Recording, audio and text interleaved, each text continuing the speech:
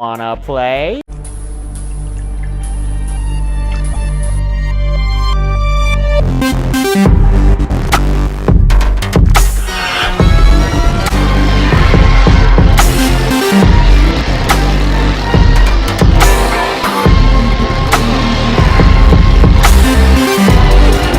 Here's Johnny! I need a bigger boat.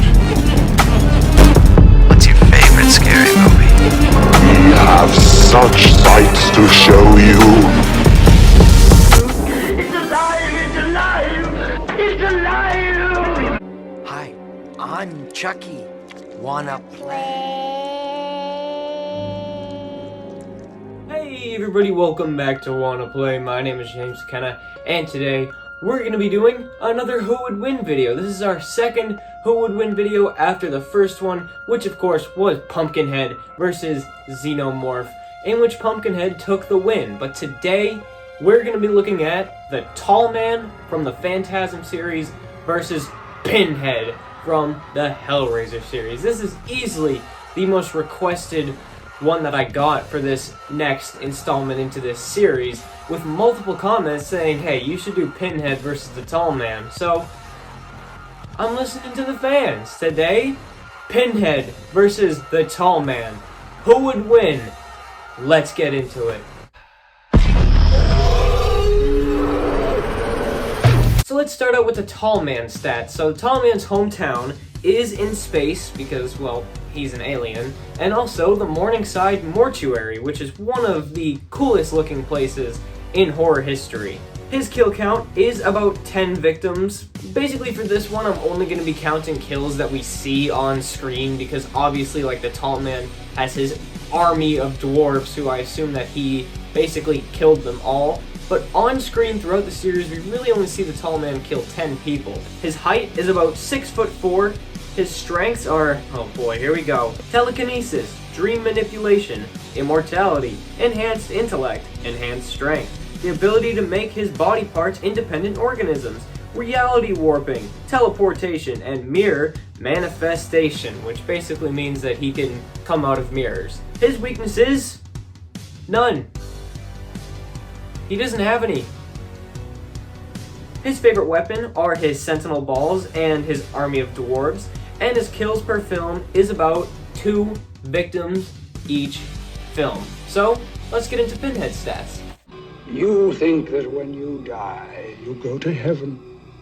You come to us. His hometown is Hell, which is represented in Hellbound Hellraiser 2 as this endless labyrinth where the person who's in there has to face their biggest fears and biggest insecurities and just biggest regrets in life for the rest of eternity. So basically, it's not a place that you want to end up. His kill count is about 50 victims throughout the films, which once again, this is pretty much like give or take because there's obviously the scene in Hellraiser 3 where he goes down and slaughters an entire bar full of, like, looks like hundreds of people, but on screen we only see 50 victims throughout the series. His favorite weapon is his chains. His height is about 6 feet tall. His strengths are immortality, pain immunity, easy manipulation of people, and an army of Cenobites. And his weaknesses are the Lament configuration, which basically is a puzzle box. This puzzle box, in fact, where basically if you solve it, you can summon Pinhead and the Cenobites, and you can also use it to defeat him and send him back to hell. And his other weakness is if you're a magician or something like that, you have otherworldly abilities, you can turn Pinhead back into a human, into his Elliot Spencer days, and kill him any way you want. And finally, his kills per film is about 5, but I mean, Hellraiser 3 and Hellraiser Dead see him slaughtering like hundreds of people, but then there are ones like Inferno and Hellseeker where he only kills like 1 person, so the averages might not really work in this case. Do I look like someone who cares what God thinks?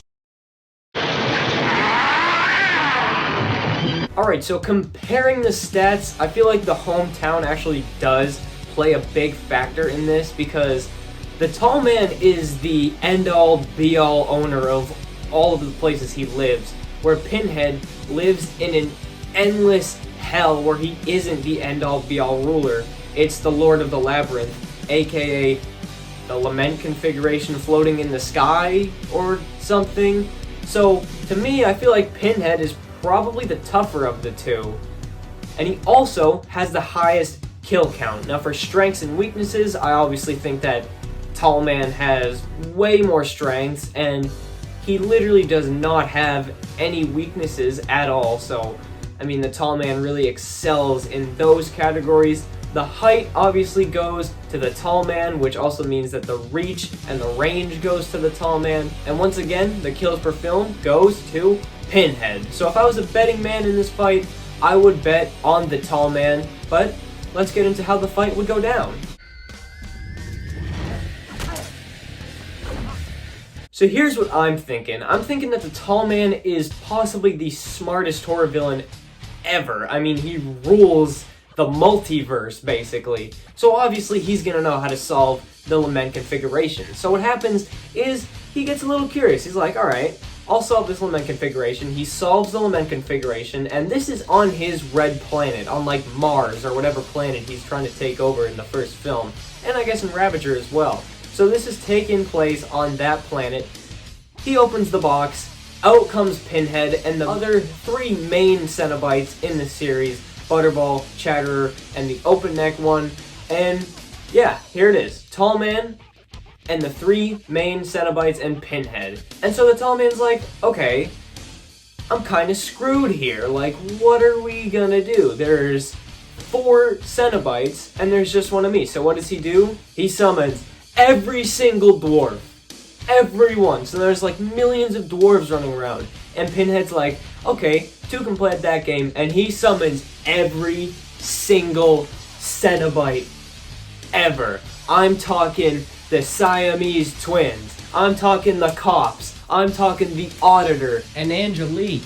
And Bound 2. And Camera Head. And Piston Head. And the CD face. And just everybody. The bartender who breathes fire.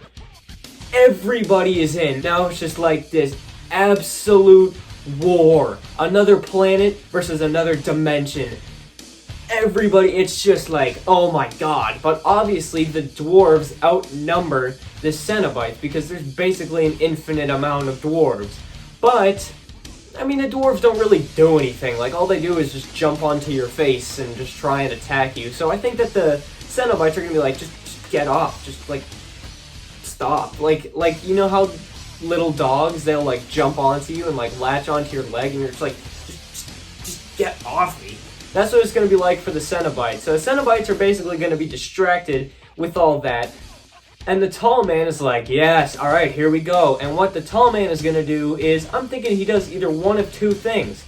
He'll either take the Lament configuration and just send Pinhead back to hell, or, because he's the Tall Man and he just wants to have more fun, he'll turn every single Cenobite back into humans, because, I mean, he can do that. And then he'll probably find a cool and creative way to kill them again. So he just wipes out all of the Cenobites. Ladies and gentlemen, your winner of the Tall Man versus Pinhead, Hellraiser versus Phantasm is the Tall Man.